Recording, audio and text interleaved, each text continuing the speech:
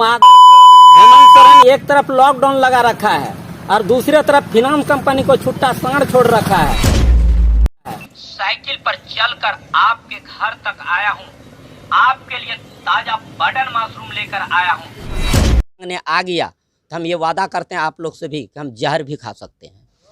हालांकि अब लॉकडाउन के बाद अनलॉक की प्रक्रिया शुरू हो चुकी है, लेकिन पूरे लॉकडाउन में पिछले 1.5 साल से लोग कोरोना के कारण, लॉकडाउन के कारण अपना दंश झेल रहे हैं और कई लोगों ने अपने स्टार्ट किए हुए बिजनेस में घाटा हुआ है। किसी को स्टार्ट करने से पहले उसका बिजनेस ख़त्म हो गया है। एक ऐसे व्यक्ति हैं आज हमारे साथ जो काफ़ी वृद्ध हैं और साइकिल पर बैठकर हमने उन्हें मशरूम बेचते देखा है। उनकी साइकिल दिखा दीजिए गौरव एक बार। ये है उनकी साइकिल और इस साइकिल पर बैठकर लगभग 25 से 30 किलोमीटर के चलते हैं और वो मशरूम बेचते हैं।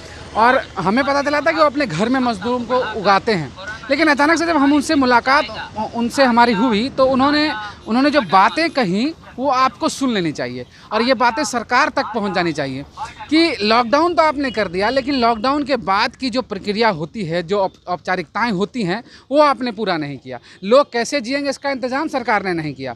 उस पर जो कर्ज है, वो जो लोन है, वो कैसे चुकाएंगे, इसके बारे में कभी कोई सरकार बात नहीं करती है। तो आज हम बात करते हैं। आपका नाम बाबा क्या है? मेरा नाम कपिल रहा है। कपिल जी, आपने ये बिजनेस कब शुरू किया? हम सर ये 15-16 से लगभग शुरू किए और ये पहले हम ऑयस्टर मशरूम का खेती कर रहे थे, जिसमें कि ग्राहक का मांग आया बटन मशरूम का। हम ये रांची, कलकत्ता, पटना से मंगाना शुरू कर दिए। धीरे धीरे इसका समझ आया। मैं लड़का को कोर्स भी कराए रांची विवेकानंद पे, वहाँ से सीख के आया और जैसे शुरू किए हम बिजनेस, हम प्राइवेट फाइनेंस कंपनी से पैसा लेके। कितना कर्ज लिया था? हम 5 कंपनी से करीब 2 लाख से अभाव है। किसी में 40,000, किसी में 25,000, किसी में 20,000, इस तरह करके सब में लगभग 2 लाख रुपया लमसम है। यानी हमको 12,000 रुपया प्रत्येक महीना देना पड़ता है, जमा करना पड़ता है। मतलब इंटरेस्ट के साथ ये देना आवश्यक जरूरी है। नहीं देंगे तो कुछ भी कर देता है। यानी बुढ़ा हो, तुमको समझ में नहीं है, लेने के समय में तुम क्यों नहीं सोचा था, और सब यानी ऐसी सब जिल्लत जो कि परिवार को देता है। परिवार आके हमको टॉर्चर करता है, ऐसा लगता है कि आत्महत्या कर लें। ये मादरचोद हेमंत सरकार ऐसा कभी सोचा कि दूसरे का क्या होगा? लॉकडाउन तो लगाना बहुत आसान है, लेकिन आदमी को बचाना, आदमी को हम लोन कहाँ से देंगे?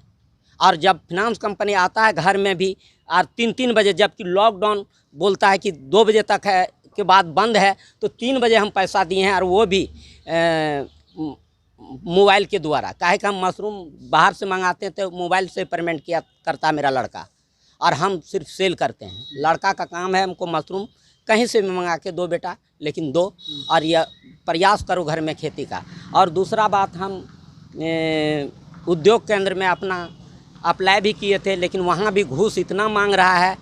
वहाँ 7,000 रुपया घूस मांगने के कारण हम लोन लेना। उद्योग विभाग सरकार का एक ऐसा विभाग है जो लघु उद्योग के लिए लोगों को लोन देती है और एक बिजनेस स्टार्ट करे, लोग आत्मनिर्भर बने, सबल बने, इसके लिए प्रयास करती है। सरकार का एक अच्छा सा विभाग है, लेकिन आपके विभाग में मुख्यमंत्री जी, आपके विभाग की क्या कहानी है, वो एक बुजुर्ग के आप जुबानी आप सुन लीजिए। कितना घूस मांगा और क्यों घूस मांगा विभाग में? 7,000 रुपया के आपको पास करके भेज देंगे इलाहाबाद बैंक। कौन मांगा घूस? घूस एक है, क्या नाम बोलता है, जो पहले जो भरा था फॉर्म उर्म, उसी ने कहा कि 7,000 रुपया दो, कल तक में तुम्हारा हम करा देंगे। जब सरकारी जब सुविधाएं और जब सरकारी लोन का आज जब इनका ख़त्म हो गया, तब इन्होंने छोटे मोटे जो फाइनेंस, माइक्रो फाइनेंस कंपनियां होती हैं, उनसे लोन उठाया और 2 लाख का लोन उन्होंने उठाया। और लॉकडाउन लगने की वजह से इनकी ये दुर्दशा हो गई है कि वो अब लोन चुकता भी नहीं कर पा रहे। और बाबा, आप दिखाइए, आप कहाँ पर गरीब की तस्वीर आपने बहुत देखी होगी। एक ऐसा गरीब है जो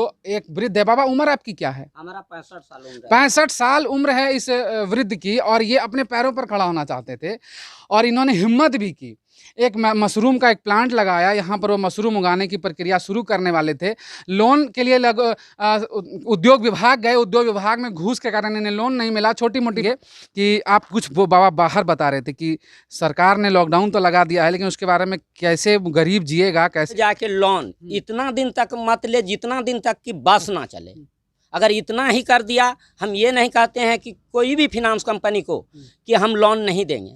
हम ये कहते हैं कि जब तक बस बंद है तब तक हमको राहत दीजिए, लेकिन वो कहता कुछ नहीं, हम नहीं जानते हैं, तुम लेने के समय में ये क्यों नहीं सोचा था? लेने के समय में तो सोचे थे कि लॉकडाउन नहीं लगेगा। क्या ये मादरचोद हेमंत सरकार को ये नहीं बुझाता है कि फिनांस कंपनी पे भी लॉकडाउन लगा है? उसको क्यों छोड़ रखा है?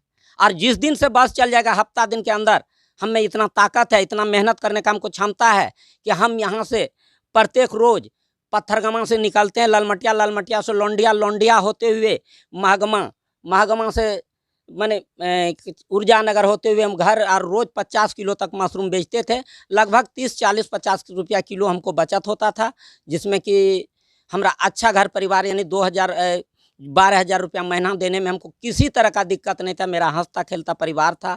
और अभी फिनांस कंपनी ऐसा जिल्लत दे रहा है, कहीं हो ना हो आत्महत्या ना कर लें। ये आत्महत्या कर लिए, सिर्फ मुख्यमंत्री मेरा जिम्मेदार होगा, इससे आगे हम कुछ नहीं कर सकते हैं।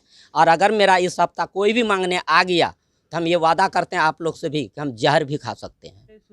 इस इंसान की जिवड़ता देखिए साहब, ये वो इंसान है जिन्होंने 65 साल की उम्र है इनकी, मैंने पहले ही बताया। इनकी जिवड़ता ये देखिए कि ये चाहते थे कि मशरूम आसपास के कहीं खेती होती नहीं है, तो ये मशरूम को एक रोल मॉडल हैं ये पूरे इलाके के लिए, और इन्होंने मशरूम को एक व्यवसाय का जरिया बनाया। और ये चाहते थे कि इनका ये मशरूम की जो तकनीक ये सीखे हैं, सीख कर आए हैं, ये आसपास के भी लोगों में जाए। यहाँ पर जो युवाओं को रोज़गार देना चाहते थे, सिखाना चाहते थे, लेकिन इनका आस, इनका सपना सब अधूरा रह गया क्योंकि ये लॉकडाउन है।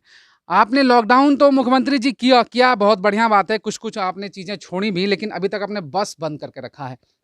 मैं बताऊं कि आप भले ही अपना पीठ थपथपा लें कि आपने लॉकडाउन लगाकर कोरोना पर नियंत्रण पा लिया है, लेकिन आप ये भी सुन लीजिए कि इस तरह की तस्वीरें आपके सामने आ रही है कि कोई लॉकडाउन की वजह से, बस नहीं चलने की वजह से इनका मशरूम गोड्डा नहीं आ पाता, ये बेच नहीं पा रहे हैं, और सुधार कीजिए।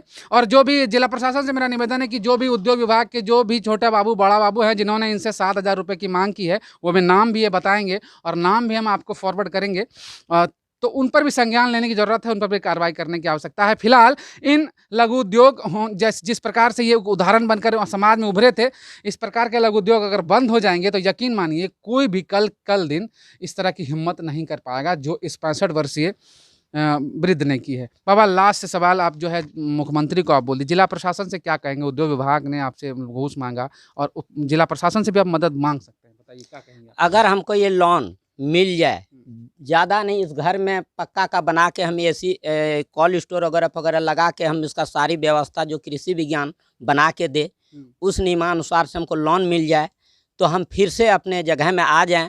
और आके इतना ही नहीं करें, हम हो सकता है कि सैकड़ों आदमी को इससे रोज़गार मुहैया भी हम करा सकते हैं। हम एक अच्छा सेल्समैन हैं, और ऐसा सेल्समैन जो हम गंजे के पास कंघी बेच सकते हैं, गर्मी के दिन में कम्बल और ठंडा के दिन में फ्रिज। ये हम बोलते नहीं, हम प्रैक्टिकल करके दिखला दिए मशरूम की दुनिया पे। तो ये आत्मनिर्भरता की कहानी थी।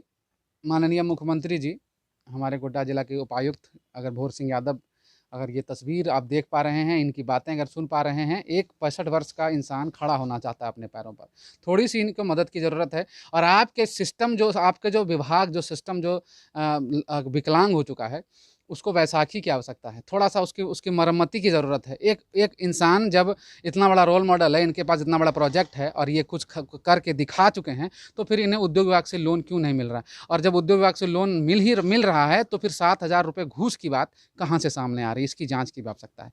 तब तक के लिए बने रहिए हमारे साथ और देखते रहिए जिला टॉप।